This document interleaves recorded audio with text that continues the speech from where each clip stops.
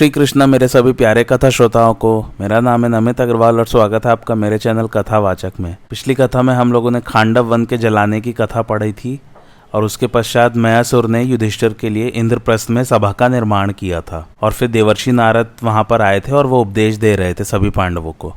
आइए आज की कथा आरंभ करते हैं। देवर्षि नारद के उपदेश सुनकर धर्मराज ने उनका बहुत ही स्वागत सत्कार किया। विश्राम के पश्चात फिर उनके पास उपस्थित होकर धर्मराज ने यह प्रश्न किया, देवर्षि आप सदा सर्वदा मन के समान पर्यटन करते रहते हैं और ब्रह्मा के बनाए विभिन्न लोकों का दर्शन करते रहते हैं। आपने कहीं ऐसी या इससे अच्छी सभा देखी है? कृपा करके बतलाइए। धर्मराज युधिष्ठिर का यह प्रश्न सुनकर देवर्षि नारद ने मुस्कुराते हुए मधुर वाणी से कहा, धर्मराज मनुष्य लोक में ऐसी मणिमयी सभा मैंने न देखी है और न तो सुनी है। मैं आपको यमराज, वरुण, इंद्र, कुबेर एवं ब्रह्मा की सभाओं का वर्णन सुनाता हूँ। वे लौकिक तथा अलौकिक कला कौशलों से युक्त हैं। सूक्ष्म तत्वों से बनी होने के कारण एक एक सभा अनेक अनेक रूपों में दिखती है। देवता, पितर, याज्ञिक, वेद, यज्ञ, ऋषि, मुनि आदि उनमें मूर्तिमान होकर निवास करते हैं। देवर्षि नारद की बात सुनकर पांचों पांडव और उपस्थित ब्राह्मण मंडली उन सभाओं का वर्णन सुनने के लिए अत्यंत उत्सुक हो गई। उन्होंने हाथ जोड़कर प्रार्थना की कि अब आप अवश्य उनका वर्णन कीजिए। धर्मराज का यह प्रश्न सुनकर देवर्षि नारद ने देवराज इंद्र, सूर्यपुत्र यम, बुद्धिमान वरुण, यक्षराज कुबेर और लोक पितामह ब्रह्मा जी के अलौकिक सभाओं का विस्तार से वर्णन किया। दिव्य सभाओं का वर्णन सुनकर धर्मराज ने देवर्षि नारद से कहा, भगवान आपने यमराज की सभा में प्रायः सभी राजाओं की उपस्थिति का वर्णन किया। वरुण की सभा में नाग, दैत्यराज, नदी और समुद्रों की स्थिति बतलाई। कुबेर की सभा में यक्ष, राक्षस, गंधर्व, गुयाक और रुद्रदेव की उपस्थिति भी हमने जान ली। आपने यह बतलाया कि ब्रह्मा जी की सभा में ऋषि, मुनि, देवता और शास्त्र पुराण निवास करते हैं। आपने देवराज इंद्र की सभा के देवता, गंधर्व और ऋषि मुनियों की गणना भी कर दी। आपने बतलाया कि वहां राजर्षियों में केवल हरिश्चंद्र ही रहते हैं। उन्होंने ऐसा कौन सा सत्कर्म, तपस्या अथवा व्रत किया है जिसके फलस्वरूप वे इंद्र के समकक्ष हो गए हैं? भगवान आपने पितृलोक में मेरे पिता पांडु को किस प्रकार देखा था? उन्होंने मेरे लिए क्या संदेश दिया? आप कृपा करके अवश्य उनकी बात सुनाइए। देवर्षि नारद ने कहा, राजन मैं आपके प्रश्न के अनुसार राजर्षि हरिश्चंद्र की महिमा सुनाता हूँ। वे धीर, वीर एवं एक छत्र सम्राट थे। पृथ्वी के सभी नरपति उनसे झुके रहते थे। उन्होंने अकेले ही सब पर दिग्विजय प्राप्त की थी और महान यज्ञ राजसूय का अनुष्ठान किया था। सब राजाओं ने उन्हें कर दिया और उनके यज्ञ में परसने का काम किया। यज्ञ के फल एवं ब्राह्मणों के आशीर्वाद स्वरूप हरिश्चंद्र सम्राट पद पर अभिषिक्त हुए। जो राजा राजसूय यज्ञ करता है, संग्राम में पीठ दिखाए बिना मर मिटता है और तीव्र तपस्या के द्वारा शरीर का परित्याग करता है, वह देवराज इंद्र की सभा में सर्वोच्च स्थान प्राप्त करता है। युधिष्ठिर आपके पिता पांडु स्वर्गीय हरिश्चंद्र का ऐश्वर्य देखकर विस्मित हो गए। जब उन्होंने देखा कि मैं मनुष्य लोक में जा रहा हूं तब उन्होंने आपके लिए संदेश भेजा, युधिष्ठिर तुम्हारे भाई तुम्हारे वश में हैं, इसलिए तुम सारी पृथ्वी जीतने में समर्थ हो। मेरे लिए तुम्हें महान यज्ञ राजसूय करना चाहिए। युधिष्ठिर तुम मेरे पुत्र हो, यदि तुम राजसूय यज्ञ करोगे तो मैं भी देवराज इंद्र की सभा में हरिश्चंद्र के समान चिरकाल पर्यंत आनंद भोगूंगा। राजन आप अपने पिता का संकल्प पूर्ण करें। इस यज्ञ के फलस्वरूप केवल आपके पिता को ही नहीं, स्वयं आपको भी वही स्थान प्राप्त होगा। इसमें संदेह नहीं कि इस यज्ञ में बड़े बड़े विघ्न आते हैं और यज्ञ द्रोही राक्षस वैसे अवसर की प्रतीक्षा में रहते हैं। थोड़ा सा भी निमित्त मिल जाने पर बड़ा भयंकर क्षत्रिय कुलांतक युद्ध होता है, जिससे एक प्रकार से पृथ्वी का प्रलय ही उपस्थित हो जाता है। धर्मराज यह सब सोच विचार कर अपने लिए जो कल्याणकारी समझिए वही कीजिए। आपके प्रश्न का उत्तर हो चुका, अब मुझे अनुमति दीजिए, मैं भगवान श्री कृष्ण की नगरी द्वारका जाऊंगा। देवर्षि नारद इतना कहकर अपने साथी ऋषियों के सहित वहां से चले गए। धर्मराज युधिष्ठिर अपने भाइयों के साथ राजसूय यज्ञ की चिंता में लग गए। उन्होंने अपने धर्म का विचार किया और जिस प्रकार प्रजा की भलाई हो वही करने लगे। वे किसी का भी पक्ष नहीं करते थे। उन्होंने आज्ञा कर दी कि क्रोध और अभिमान छोड़कर सबका पावना चुका दिया जाए। सारी पृथ्वी में युधिष्ठिर की जय जयकार होने लगी। धर्मराज युधिष्ठिर के साधु व्यवहार से प्रजा उन पर पिता के समान विश्वास करने लगी। उनके साथ किसी की शत्रुता न रही, इसलिए वह अजात शत्रु कहलाने लगे। युधिष्ठिर ने सबको अपना लिया। भीमसेन सबकी रक्षा में और अर्जुन शत्रुओं के संहार में तत्पर रहते। सहदेव धर्मानुसार शासन करते और नकुल स्वभाव से ही सबके सामने झुक जाते। धर्मात्मा युधिष्ठिर जिस राज्य पर अधिकार कर लेते, वहां के ब्राह्मण, ग्वाले और सारी प्रजा उनसे प्रेम करने लगती थी। धर्मराज ने अपने मंत्री और भाइयों को बुलाकर पूछा कि राजसूय यज्ञ के संबंध में आप लोगों की क्या सम्मति है। मंत्रियों ने एक स्वर से कहा कि आप सम्राट होने योग्य हैं। राजसूय यज्ञ करने का यही अवसर भी है। जो बलवान है वही उस यज्ञ का अधिकारी है, इसलिए आप अवश्य वह यज्ञ कीजिए। मंत्रियों की बात सुनकर धर्मराज ने अपने भाई ऋषिगण धौम्य एवं श्री कृष्ण, द्वैपायन, व्यास आदि से परामर्श किया। सभी लोगों ने यही परामर्श दिया कि आप राजसूय महायज्ञ करने के सर्वथा योग्य हैं। सबकी सम्मति सुनकर परम बुद्धिमान धर्मराज युधिष्ठिर ने सबके कल्याण के लिए स्वयं मन ही मन विचार किया। बुद्धिमान पुरुष को चाहिए कि अपनी शक्ति, साधन, देश, काल, आय और व्यय पर भलीभांति विचार करके तब कुछ निश्चय करे। इस प्रकार मन ही मन विचार करते करते धर्मराज युधिष्ठिर इस निश्चय पर पहुंचे कि भक्त वत्सल भगवान श्री कृष्ण ही इसका ठीक निर्णय कर सकते हैं। अब धर्मराज ने त्रिलोक शिरोमणि भगवान श्री कृष्ण के लिए बड़े आदर से दूत भेजा। दूत शीघ्रगामी रथ पर सवार होकर द्वारका में भगवान श्री कृष्ण के पास पहुंचा। भगवान श्री कृष्ण ने दूत से बातचीत करके यही निश्चय किया कि धर्मराज युधिष्ठिर मुझसे मिलना चाहते हैं, अतः उनसे स्वयं मिलना चाहिए। उन्होंने इसी समय इंद्रसेन दूत के साथ इंद्रप्रस्थ की यात्रा कर दी। एक दिन जब भगवान श्री कृष्ण विश्राम कर चुके और उन्हें अवकाश मिला, तब धर्मराज युधिष्ठिर ने उनके पास जाकर अपना अभिप्राय प्रकट किया। धर्मराज ने कहा, श्री कृष्ण, मैं राजसूय यज्ञ करना चाहता हूं, परंतु आप तो जानते हैं कि राजसूय यज्ञ केवल चाहने भर से ही नहीं होता। जो सब कुछ कर सकता है, जिसकी सर्वत्र पूजा होती है, जो सर्वेश्वर होता है, वही राजसूय यज्ञ कर सकता है। मेरे मित्र एक स्वर से कहते हैं कि तुम राजसूय यज्ञ अवश्य करो, परंतु इसका निश्चय तो आपकी सम्मति से ही होगा। बहुत से लोग प्रेम संबंध के कारण और कुछ लोग स्वार्थ के कारण मेरी त्रुटियों को न बतलाकर मुझसे मीठी मीठी बातें ही करते हैं।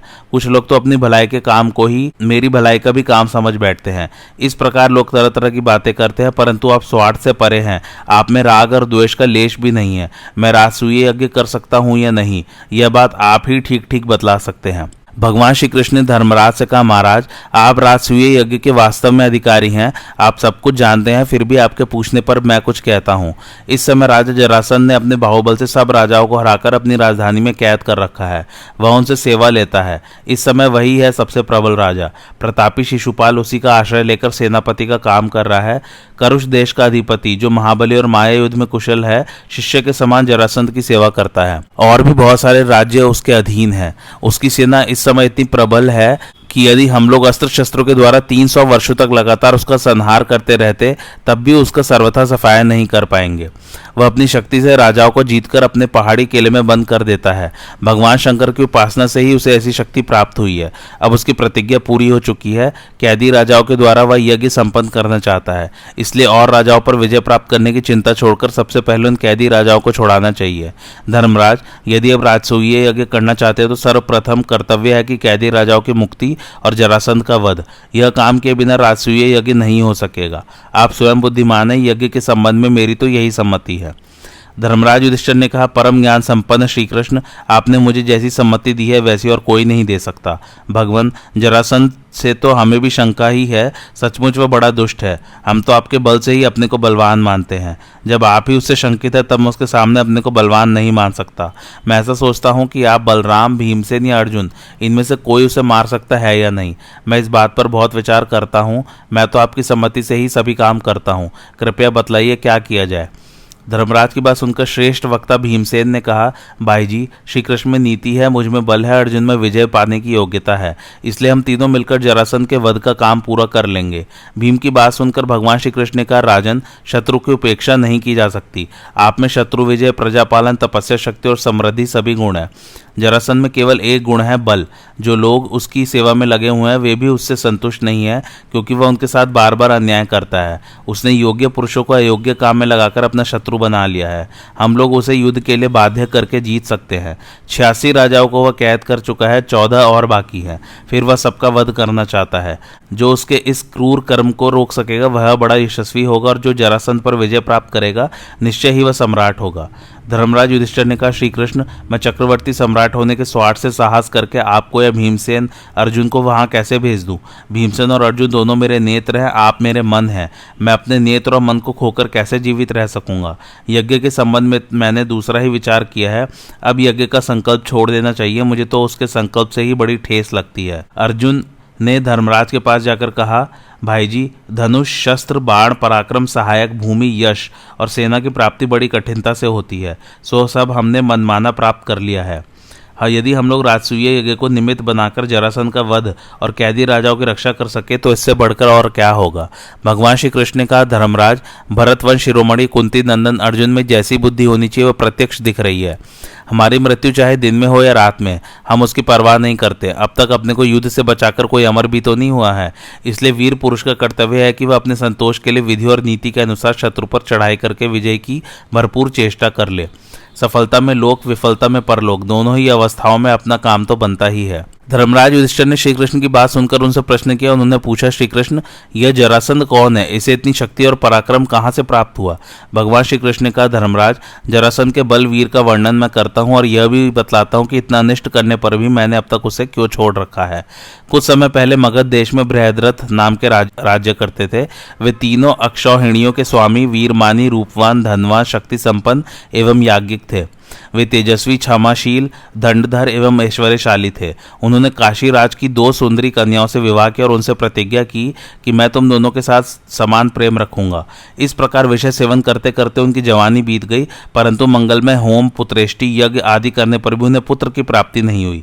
एक दिन उन्होंने सुना कि गौतम कक्षीवान के पुत्र महात्मा चंड कौशिक तपस्या से उपराम होकर इधर आए हैं और एक वृक्ष के नीचे ठहरे हुए हैं।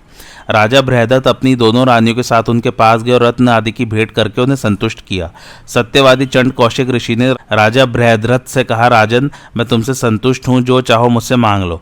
राजा ने कहा, भगवान, मैं अभागा एवं संतानहीन हूँ, राज्य छोड़कर तपोवन में आ गया हूँ, भला अब मैं वर लेकर क्या करूँगा? राजा की कातर वाणी सुनकर चंड कौशिक ऋषि कृपा परवश हो गए और एवं ध्यान करने लगे। उसी समय जिस आम के पेड़ के नीचे वे बैठे हुए थे, उससे एक फल उनकी गोद में गिरा। वह फल था तो बड़ा सरस, परंतु फिर भी तोते की चोट से अछूता था। महर्षि ने उसे उठाकर अभिमंत्रित किया और राजा को दे दिया। वास्तव में उन्हें पुत्र प्राप्ति कराने के लिए ही वह गिरा था। महात्मा चंड कौशिक ने राजा से कहा कि तो अब तुम अपने घर लौट जाओ, शीघ्र ही तुम्हें पुत्र की प्राप्ति होगी। प्रणाम के पश्चात बृहद्रथ अपनी राजधानी में लौट आए और शुभ मुहूर्त में वह फल दोनों रानियों को दे दिया। रानियों ने उसके 2 टुकड़े किए और बांटकर एक एक टुकड़ा खा लिया। संयोग की बात, दोनों रानियों को गर्भ रह गया। राजा बृहद्रथ की प्रसन्नता की सीमा न रही। धर्मराज, समय आने पर दोनों के गर्भ से शरीर का एक एक टुकड़ा पैदा हुआ। प्रत्येक में एक आंख, एक बाह, एक पैर, आधा पेट, आधा मुंह और आधी कमर थी। उन्हें देखकर दोनों रानियां कांप उठी। उन्होंने दुख से घबराकर यही सलाह की कि इन दोनों टुकड़ों को फेंक दिया जाए। दोनों की दासियों ने आज्ञा पाते ही दोनों सजीव टुकड़ों को भलीभांति ढककर रनिवास के बाहर डाल दिया।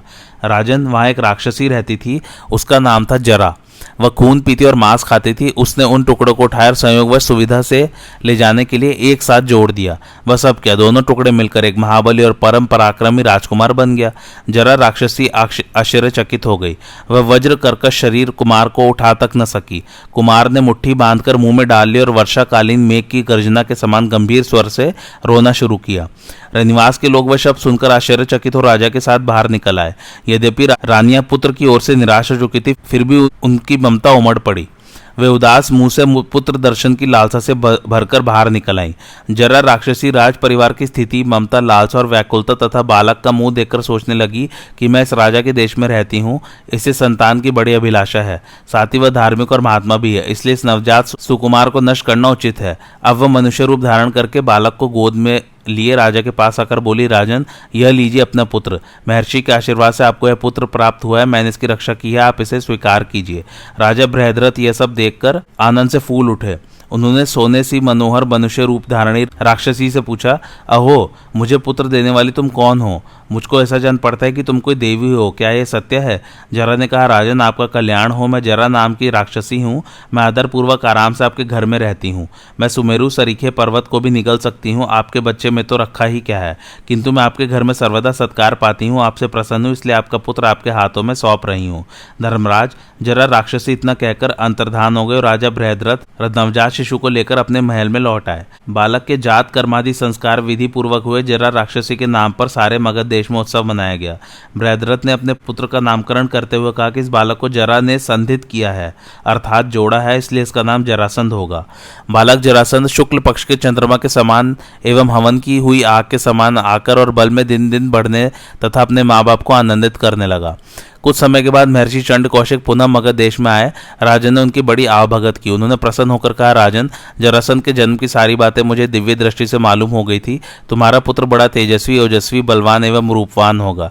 इसके बाहुबल के आगे कुछ भी अप्राप्य न होगा। कोई भी इसका मुकाबला नहीं कर सकेगा और विरोधी अपने आप नष्ट हो जाएंगे। देवताओं के अस्त्र शस्त्र भी इसे चोट नहीं पहुंचा सकेंगे। सभी लोग इसके आगे मानेंगे और तो क्या, इसकी आराधना से प्रसन्न होकर स्वयं भगवान शंकर इसे दर्शन देंगे। इतना कहकर महर्षि चंड कौशिक चले गए। राजा बृहदत्त ने जरासंध का राज्य सिंहासन पर अभिषेक किया और स्वयं वे रानियों के साथ वन में चले गए। भगवान श्री कृष्ण कहते हैं, धर्मराज, जरासंध के मुख्य सहायक थे हंस और डिंभक, वे मारे जा चुके। साथियों सहित कंस का भी सत्यानाश हो गया। अब जरासंध के नाश का समय आ पहुंचा है। आमने सामने की लड़ाई में देव दानव सभी के लिए उसको हराना कठिन है, इसलिए उसके द्वंद्व युद्ध अर्थात कुश्ती लड़कर ही उसे जीतना चाहिए। जैसे 3 अग्नियों से यज्ञ कार्य संपन्न होता है, वैसी मेरी नीति भीमसेन के बल और अर्जुन की रक्षा से जरासंध का वध सध सकता है। जब एकांत में हम तीनों से उसकी भेंट होगी तब वह अवश्य ही किसी न किसी के साथ युद्ध करना स्वीकार कर लेगा। यह निश्चित है कि वह घमंडी भीमसेन से ही लड़ेगा। इसमें कोई संदेह नहीं कि भीमसेन उसके लिए यमराज के समान प्राणांतक है। यदि आप मेरी हृदय की बात जानते हैं, मुझ पर विश्वास करते हैं, तो भीमसेन और अर्जुन को धरोहर के रूप में मुझे दे दीजिए, मैं सब काम बना लूंगा। भगवान श्री कृष्ण की वाणी सुनकर भीमसेन और अर्जुन प्रसन्नता के मारे खिल रहे थे।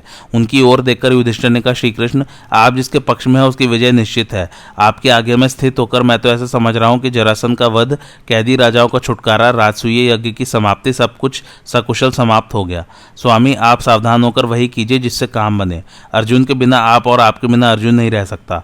आप दोनों के साथ भीमसेन सब कुछ कर सकता है। अर्जुन आपका भीमसेन अर्जुन का अनुगमन करे, नीति, जय और बल के मेल से अवश्य सिद्धि मिलेगी। युधिष्ठिर की अनुमति प्राप्त करके श्री कृष्ण, भीमसेन और अर्जुन तीनों भाई मगध के लिए चल पड़े। उस समय वे लोग वल्कल वस्त्र धारण किए हुए थे। वहां पहुंचते ही उन लोगों ने सबसे पहले राजधानी की पुरानी बुर्ज नष्ट भ्रष्ट कर दी। तदंतर मगधपुरी में प्रवेश किया। इन दिनों वहां बड़े अपशकुन हो रहे थे। ब्राह्मणों ने जाकर जरासंध से निवेदन किया और अरिष्ट की शांति के लिए जरासंध को हाथी पर चढ़ाकर अग्नि की प्रदक्षिणा करवाई। इधर भगवान श्री कृष्ण, भीमसेन और अर्जुन अस्त्र शस्त्रों का परित्याग करके तपस्वियों के से वेश में जरासंध से बाहु युद्ध करने का उद्देश्य रखकर नगर में घुसे।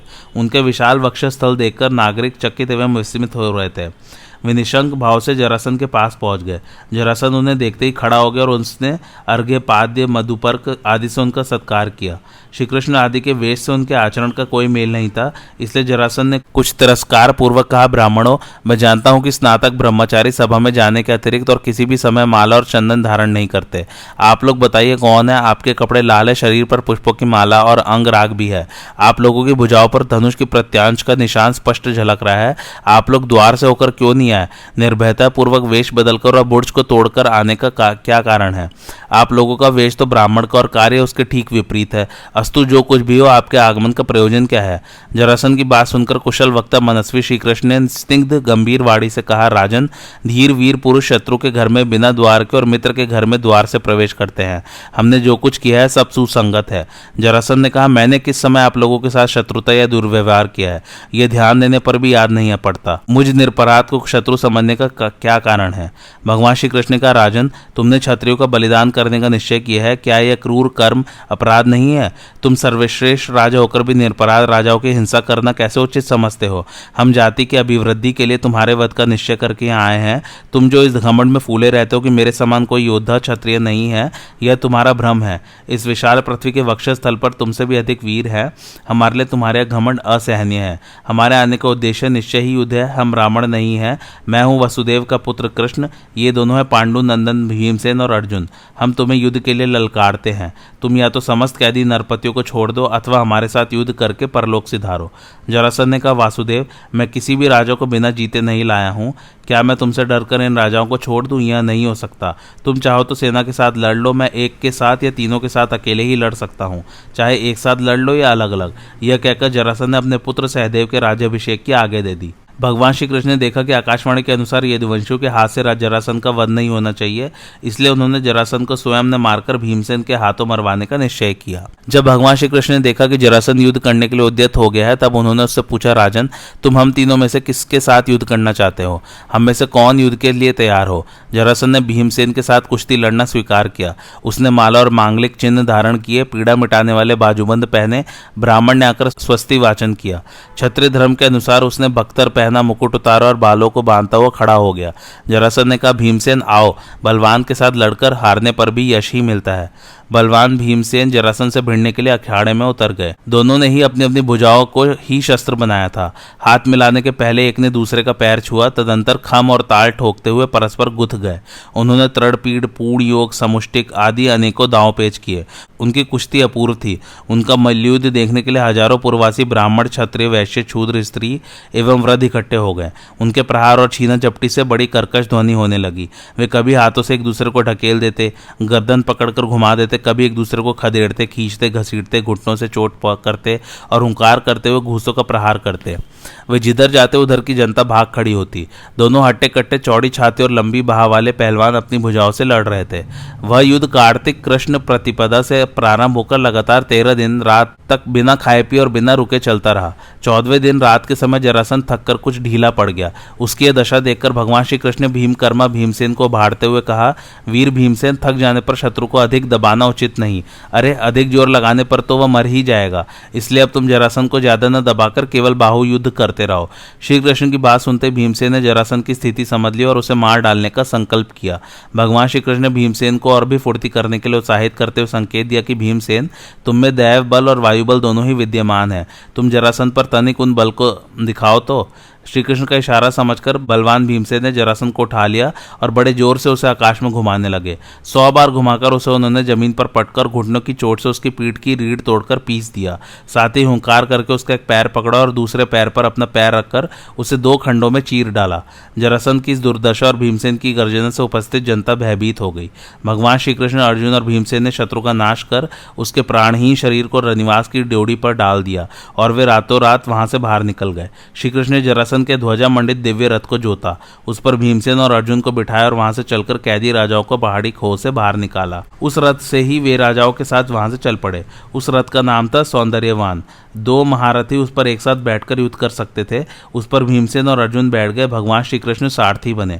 उसी रथ पर बैठकर इंद्र ने पहले 99 बार दानवों का संहार किया था।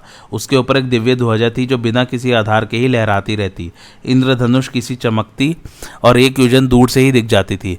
वह रथ इंद्रदेव वसु नाम के राजा को, वसु ने बृहद्रथ को और बृहद्रथ ने जरासंध को दिया था। वह दिव्य रथ पाकर बड़ी प्रसन्नता से तीनों भाइयों ने वहां से यात्रा की। राजाओं ने कहा, सर्वशक्तिमान प्रभु, आपने भीम और अर्जुन के साथ हमें छुड़ाकर अपने धर्म की रक्षा की है। सर्वव्यापक यदुनंदन, हम दुख से मुक्त हुए। हम आपके सामने नम्रता से झुककर खड़े हैं। हमें कुछ आज्ञा दीजिए, आपका कठिन से कठिन काम भी करें। भगवान श्री कृष्ण ने उन्हें आश्वासन देते हुए कहा, धर्मराज युधिष्ठिर, चक्रवर्ती पद प्राप्त करने के लिए राजसूय यज्ञ करना चाहते हैं। आप लोग उनकी सहायता कीजिए। राजाओं की प्रसन्नता की सीमा न रही। उन्होंने हृदय से यह प्रस्ताव स्वीकार किया। जरासंध का पुत्र सहदेव मंत्रियों के साथ पुरोहित को आगे कर अनेकों रत्न लिए बड़ी नम्रता से श्री कृष्ण के सामने उपस्थित हुआ। भगवान श्री कृष्ण ने भयभीत सहदेव को अभय दान देकर भेंट स्वीकार की। श्री कृष्ण, अर्जुन और भीमसेन ने वहीं सहदेव का अभिषेक किया। सहदेव बड़ी प्रसन्नता से अपनी राजधानी में लौट गया। पुरुषोत्तम भगवान श्री कृष्ण अपने दोनों फुफेरे भाइयों के और उन सब राजाओं के साथ धन रत्न से लदे रथ पर शोभायमान हो इंद्रप्रस्थ पहुंचे। धर्मराज युधिष्ठिर ने बड़ी प्रसन्नता से भगवान श्री कृष्ण का सत्कार किया और अपने भाइयों को प्रेम से गले लगाया। जरासंध की मृत्यु से सभी पांडव आनंदित हुए। परम प्रवीण भगवान श्री कृष्ण ने इस प्रकार जरासंध का वध कराकर धर्मराज की अनुमति प्राप्त करके द्वारका की यात्रा की। एक दिन अर्जुन ने धर्मराज युधिष्ठिर से कहा कि यदि आप आज्ञा दे तो मैं दिग्विजय के लिए जाऊं और पृथ्वी के सभी राजाओं से आपके लिए कर वसूल करूं। युधिष्ठिर ने अर्जुन को उत्साहित करते हुए कहा, अवश्य, तुम्हारी विजय निश्चित है। युधिष्ठिर की आज्ञा प्राप्त करके चारों भाइयों ने दिग्विजय यात्रा की। चारों भाइयों ने एक साथ ही चारों दिशाओं पर विजय प्राप्त की थी। अर्जुन ने उत्तर दिशा की विजय का भार लिया था। अर्जुन के साथ ही भीमसेन भी धर्मराज की अनुमति से बहुत बड़ी सेना लेकर पूर्व दिशा के लिए चल पड़े थे। उसी समय सहदेव ने भी बहुत बड़ी सेना के साथ दिग्विजय के लिए दक्षिण की यात्रा की थी। सहदेव ने दूत के द्वारा लंकाधिपति के पास संदेश भेजा और विभीषण ने बड़े प्रेम से उसे स्वीकार कर लिया। सहदेव ने इसे भगवान श्री कृष्ण की ही महिमा समझी। नकुल ने भी उसी समय बड़ी भारी सेना लेकर पश्चिम दिशा की विजय के लिए प्रस्थान किया था। सभी से सुंदर सुंदर वस्तुओं की भेंट लेकर वे खांडव प्रस्थ लौट आए। धर्मराज की सत्यनिष्ठा, प्रजा पालन में अनुराग और शत्रु संहार देखकर सारी प्रजा अपने आप अपने अपने धर्म का पालन करने लगी। शास्त्र के अनुसार कर की वसूली और धर्म पूर्वक शासन करने से समय पर मनचाही वर्षा होने लगी। राष्ट्र सुख समृद्धि से भर गया। राजा के पुण्य प्रभाव से खेती बाड़ी, व्यापार और कौ रक्षा ठीक ठीक होने लगी। धर्मानुकूल धन की आमदनी से कोष भरा पूरा एवं अक्षय हो रहा था। जब धर्मराज ने देखा कि मेरे अन्न, वस्त्र, रत्न आदि के भंडार सर्वथा पूर्ण हैं, तब उन्होंने यज्ञ करने का संकल्प किया। उन्हीं दिनों भगवान श्री कृष्ण स्वयं ही वहां पधार गए। भगवान श्री कृष्ण अपने भक्त युधिष्ठिर पर कृपा करने के लिए असंख्य धन, अक्षय रत्न राशि और महान सेना लेकर रथ की ध्वनि से दिगंतक को मुखरित करते हुए इंद्रप्रस्थ में आ पहुंचे। धर्मराज युधिष्ठिर अपने भाई पुरोहित धौम्य और श्रीकृष्ण द्वैपायन आदि ऋषियों के साथ उनके पास गए तथा विश्राम कुशल प्रश्न आदि के अनंतर उनसे बोले, भैया श्री कृष्ण, यह सारा भूमंडल आपके कृपा प्रसाद से ही हमारा अधीन हुआ है। बहुत सी धन संपत्ति भी हमें प्राप्त हुई है। यह सब आपके लिए ही है। अब मैं चाहता हूँ कि इसके द्वारा विधि पूर्वक हवन और ब्राह्मण भोजन संपन्न हो। अब आप मेरे अभिलषित राज्य सूय यज्ञ के लिए मुझे अनुमति दीजिए। गोविंद, अब आप यज्ञ की दीक्षा ग्रहण कीजिए। आपकी यज्ञ से मैं निष्पाप हो जाऊंगा, अथवा मुझे ही यज्ञ दीक्षा लेने की अनुमति दीजिए। आपकी इच्छा के अनुसार ही सारा कार्य संपन्न होगा। भगवान श्री कृष्ण ने युधिष्ठिर के गुणों का वर्णन करते हुए कहा, महाराज, आप सम्राट हैं, आपको ही यह महायज्ञ करना चाहिए। अब आप इस यज्ञ की दीक्षा लीजिए। युधिष्ठिर ने विनय पूर्वक कहा, ऋषिकेश, आप मेरी इच्छा के अनुसार स्वयं ही आ गए हैं। इतने से ही मेरा संकल्प सिद्ध हो गया। अब यज्ञ संपन्न होने में कोई संदेह नहीं रहा। अब धर्मराज युधिष्ठिर ने सहदेव और मंत्रियों को आज्ञा दी कि ब्राह्मणों के एवं पुरोहित धौम्य के आज्ञा अनुसार यज्ञ की सारी सामग्री शीघ्र ही मंगवाई जाए। अभी धर्मराज युधिष्ठिर की बात पूरी भी नहीं हो पाई थी कि सहदेव ने नम्रता से निवेदन किया, प्रभु, आपके आगे से पहले ही यह काम हो चुका है। आज की कथा यहीं समाप्त होती है। कैसी लगी आप लोगों को मेरी कथा, मुझे कमेंट करके ज़रूर बताइए और मेरे चैनल कथावाचक को लाइक, शेयर और सब्सक्राइब ज़रूर कीजिए। Thanks for watching. धन्यवाद।